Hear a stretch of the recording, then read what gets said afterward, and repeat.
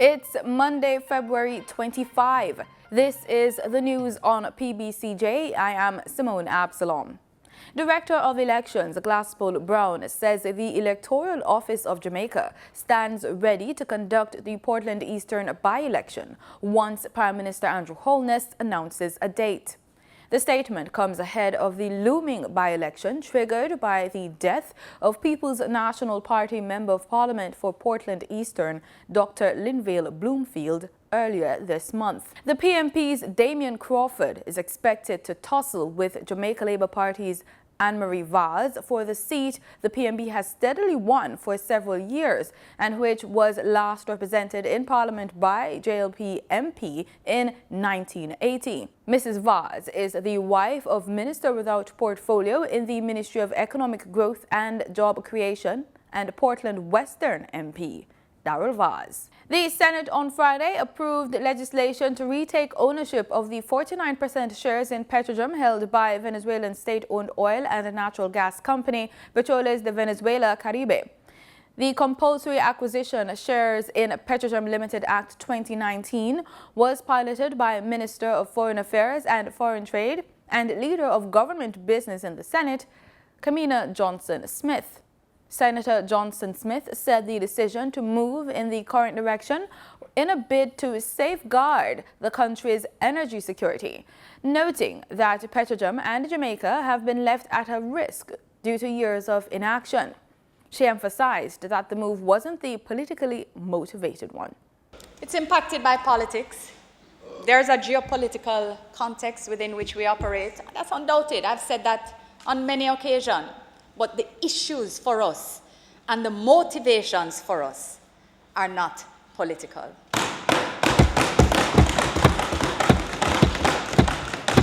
At every step of our pronouncements on this process and every action we have taken, we have been clear and we have set out the reasons for which we act, and that is in the interest of the Jamaican people and the energy security on which they rely. She also said the government has explored several channels, but all have proved unsuccessful to repurchase the shares. Having pursued several diplomatic initiatives at the highest levels, which have been unsuccessful, and those include no less than 4 heads of government, Mr. President, having written letters at the technical and ministerial levels across the years, having waited more than 12 years with no indication that the upgrade will be conducted or pursued under the agreements which exist, having made Petrojam's teams available for meetings which have not been attended or respected, Mr. President, having been seized of the fact that Petrojam will in 2019 lose 50% of its market, having been seized of the fact that in 2020 the IMO sulfur content regulations will be in effect and will change Petrojam's market prospects, having been advised, Mr. President, that in no uncertain terms of the potential termination of services by suppliers and banks, which would cripple the refinery and severely impact the Jamaican economy, the government of Jamaica has reassessed its legal options. Leader of Government Business noted that without an upgrade, Petrojam would be unable to further process heavy fuel into high-value products, and having lost a major customer in JPS, Petrojam would become unprofitable. In addition, she said that the action to reacquire the shares does not reflect any change in Jamaica's free market policies or belief in support in property rights. The bill was passed in the House of Representatives on February 19. Though the Senate on Friday voted in favor of legislation for the country to retake Venezuela-owned 49% shares in Petrojam, the opposition senators rallied against the process, which they deemed to be rushed. Their contention was the bill was being tabled and taken on the same day. I understand when the government wants to take a bill and take it now. There's usually some specified urgency some specified urgency. Absolutely. In this situation, I haven't heard the specified urgency. Mr. President, I believe it is Standing Orders 24, which requires a certain time to pass after bills are laid in the Senate before debate and deliberation. And there's a reason for that. Why it is that there is this rush to table the bill and take it at the same time.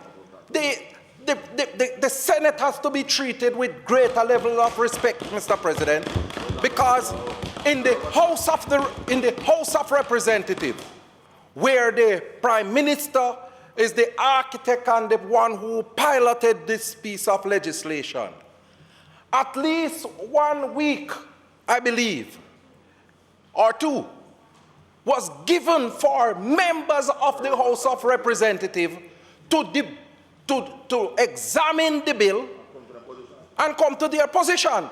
However, Senate President Tom Tavares Finson said that it was not unusual for bills to be tabled and taken in the same sitting. Senator Morris, the only observation I make is that this is certainly not the first time that bills are laid and taken on the same day. The piece of legislation, the legislation that is before us is not by any means a document that is particularly lengthy. And anyway. Last week in the House of Representatives, Prime Minister Andrew Holness had offered to withdraw the bill if the Venezuelan government agreed to sell the shares in the refinery by the close of the Senate debate Friday.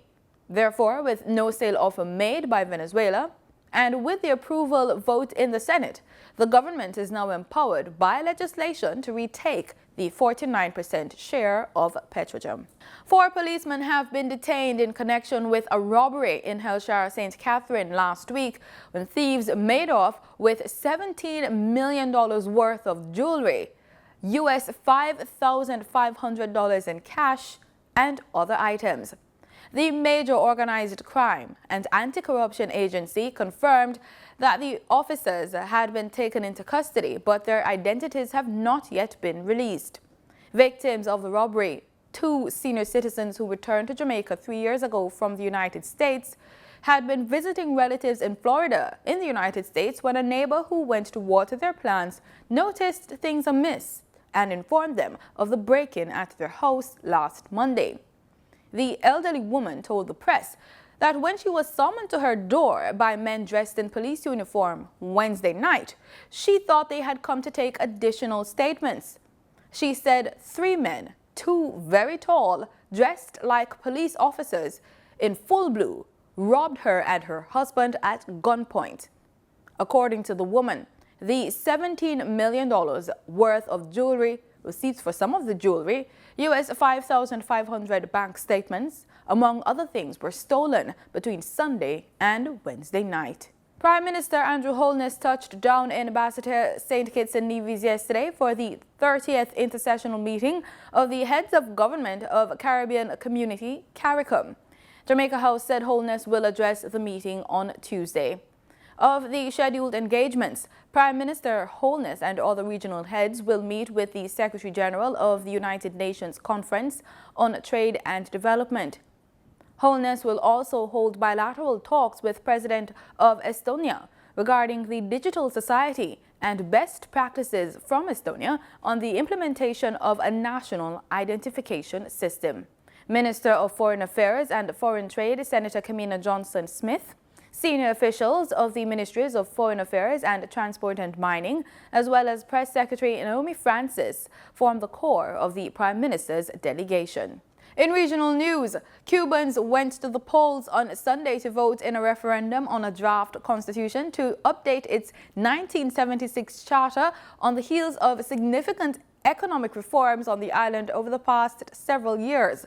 The new constitution that was approved in the National Assembly late last year after a popular consultation enshrines private property and promotes foreign investment. 8 million Cubans were eligible to vote on Sunday. The Electoral Commission is set to release preliminary results in a press conference this afternoon.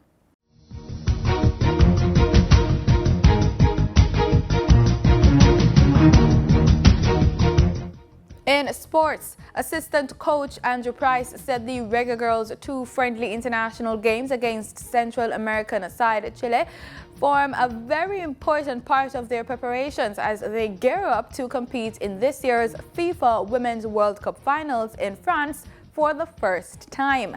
The Reggae Girls, who are ranked 53rd in the world, will take on the 38th rated Chileans in their upcoming match on Thursday at the National Stadium.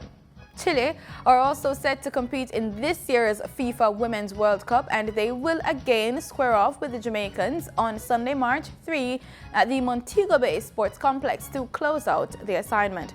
Price said the Reggae Girls will be at full strength for both matches, and therefore he's expecting an exciting performance.